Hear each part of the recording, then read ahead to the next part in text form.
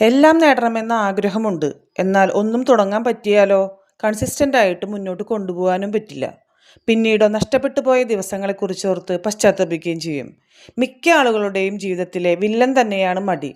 അത് ജീവിതത്തിലുണ്ടാക്കുന്നത് വലിയ നഷ്ടങ്ങളെയായിരിക്കും. നല്ല കാര്യങ്ങൾ ചെയ്യാമായിരുന്ന ഒത്തിരി സമയം മടി കാരണം നമ്മൾ പാഴാക്കി കളയുന്നു. എന്തും തുടങ്ങാൻ ഏറ്റവും നല്ല സമയം ഈ നിമിഷമാണ്. നിങ്ങളുടെ മുന്നിലുള്ള ഈ നിമിഷം ചിന്തിച്ചിരുന്ന് നേരം കളയാതെ പ്രവർത്തനത്തിലേക്ക് മാറ്റുക. ഒരു കാര്യം ചെയ്യണോ വേണ്ടയോ എന്ന് ആലോചിക്കാതെ ചെയ്യാൻ ആഗ്രഹിക്കുന്ന കാര്യം അപ്പോൾ തന്നെ സ്റ്റാർട്ട് ചെയ്യുക. തുടങ്ങുക, ഇറങ്ങുക. ഏതു കാര്യത്തിനും തുനിഞ്ഞിറങ്ങുക. എന്തും സ്റ്റാർട്ട് ചെയ്താലല്ലേ അത് പൂർത്തിയാക്കാൻ പറ്റൂ. തുടക്കമില്ലാതെ ചിന്തകൾ കൂടുന്തോറും എന്നാൽ അത് പിന്നീടാകട്ടെ എന്ന് മാറ്റിവെക്കാനായിട്ടാണ് സാധ്യത കൂടുതൽ. ഒരു വീഡിയോ പോലും കാണാനുള്ള ക്ഷമ പലർക്കുമില്ല. അത് ഉപകാരപ്പെടും എന്നറിഞ്ഞാലും വേറെ എന്തോ ചെയ്യാനുള്ള പോലെയാണ് നമ്മൾ പരക്കം പായുന്നത് തന്നെ. ഷോർട്സുകൾ മാറ്റി മാറ്റി ജീവിതം എവിടെയും ഉറച്ചു നിൽക്കാതെയായി. ലക്ഷ്യങ്ങൾ എപ്പോഴും യാഥാർത്ഥ്യബോധത്തോടെയുള്ളത് വേണം സെറ്റ് ചെയ്യാനായിട്ട്. ഒരിക്കലും നേടാൻ പറ്റാത്ത വലിയൊരു ലക്ഷ്യം മുന്നിൽ കണ്ടാൽ അത് അധികം നാൾ മുന്നോട്ട് കൊണ്ടുപോകാനായിട്ട് ആരെക്കൊണ്ടും പറ്റത്തില്ല.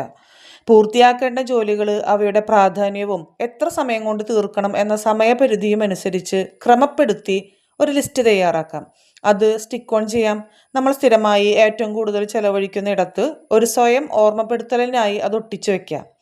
ഒരു പ്രവൃത്തി ചെയ്തു കഴിഞ്ഞാൽ അതിൻ്റെ റിസൾട്ടിനെ പറ്റിയുള്ള ഇമാജിനേഷൻ, കുട്ടികളാണെങ്കിൽ ഉയർന്ന മാർക്ക് ലഭിക്കുമ്പോൾ വീട്ടുകാരും അധ്യാപകരും അനുമോദിക്കുന്നതും, ഇനിയിപ്പോൾ ജോലി ചെയ്യുന്നവരാണെങ്കിലോ മേലുദ്യോഗസ്ഥരും സഹപ്രവർത്തകരും അഭിനന്ദിക്കുന്നതായിട്ടും, നമ്മൾ ഉയർന്നൊരു ലെവലിൽ എത്തി ഫിനാൻഷ്യൽ ഫ്രീഡം ലഭിച്ച ഒരു വ്യക്തിയായിട്ടൊക്കെ മനസ്സിൽ കാണാം.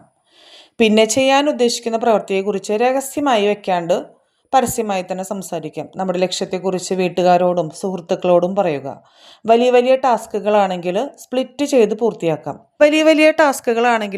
ചെയ്ത് പൂർത്തിയാക്കാനായിട്ട് ശ്രമിക്കുന്നത് നല്ലതായിരിക്കും. എല്ലാത്തിനും പുറമെ ദിവസവും ഒരു 15 മിനിറ്റ് മടിയനായിരിക്കാനായിട്ട് മാറ്റിവെക്കാം. ആ സമയത്ത് മറ്റൊന്നും ചെയ്യാതെ വെറുതെ ഇരിക്കാം. നമുക്ക് നാളെയല്ല ഇന്നു തന്നെ തുടങ്ങാം.